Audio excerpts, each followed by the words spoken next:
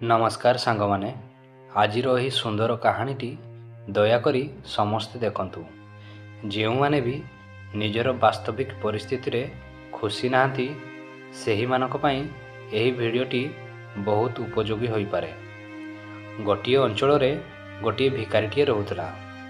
से सबुबेले घर घर बुलिकी भिक मागे। गोटिए दिन से गाँ रे गोटिए चाषी घर को भिक मागिबा पई गला। घरे से चाषीर स्त्री थिला। से भिकारी को सेतेबेले किछि खाइबा पई देइदेला एवं सेही भिकारीटी सेतेबेले सेइठु खाइबा धरिकी चली आसिला। किंतु सेतेबेले रास्ता रे से चली चली आसुथिला एवं से भाबिबाकू लागिला कि आमर ए को जीवन दिन सारा भिक मागुछु एवं निजे भी खाइबा बनाउछु। जीवन तो हेउछि सेही चाषीर। तार केते सुंदर घरटी अछि। तार स्त्री एवं छुआ माने भी अछंती। निजे चाष करुछि एवं निजे ही खाउछि। सतरे सुखी तो हेउछि सेही चाषीटी। एपटे किछि दिन परे चाषीटी करज आनिबा पई महाजन पाखकू गला एवं महाजन आलमारी पैसा बाहर करिकी से चाषी को देदेला। सेतेबेले चाषीटी पैसा धरिकी आसीबा बाटरे भाबिबाकू लागिला कि आमर ए को जीवन घरे नगद टंकाटे हेले भी नाही। महाजन को देख ता पाखरे हजार हजार टंका अछि। सतरे सुखी तो हेउछि सेही महाजनटी।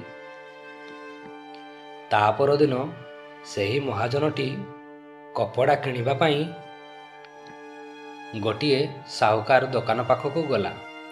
से सेहीटी देखिला कि गोटिए व्यक्ति साहुकार को लक्ष लक्ष टंका देउथला। महाजनटी कपड़ा धरिकी फेरिला समय रे भाबिबाकू लागिला कि आमर एई को जीवन किछि पैसा जोड़िकी रखिदेलु बोली महाजन हो गलु। असल जीवन तो साहुकार रो। असल सुखी तो हेउछि सेही साहुकार। एमिति किछि दिन बीतीगला परे साहुकारटी सेतेबेले दुकान रे बसिथिला। ठीक सेतिकी बेले साहुकार पाखकू गोटिए फोन कॉल आसिला। फोन रे जणे व्यक्ति कहिला, सार एथर आमको 10 लाख टंकार क्षति होइछि। सेतेबेले सेही साहुकारटी बहुत चिंताग्रस्त हो गला एवं दुख मनरे दुकान रे बसिथिला। ठीक सेतिकी बेले साहुकारटी देखिला कि गोटिए भिकारीटी मस्ती रे चाली चाली जाउथला। सेतेबेले सेही साहुकार ताकू देखिकी कहिला, सतरे असल सुखी तो हेउछि एई भिकारीटी। ना तार को परिवार अछि ना तार को बिजनेस। दिन सारा भिक मागुछि एवं रातिरे आराम रे सोई पड़ुछि।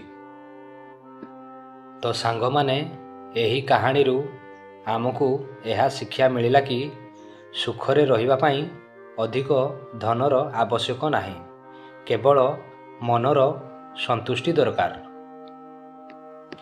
तेणु आपण माने भी सुखरे रहिबा पई चेष्टा करंतु।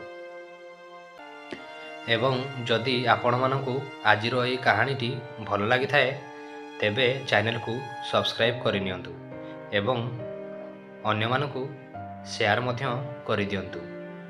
धन्यवाद।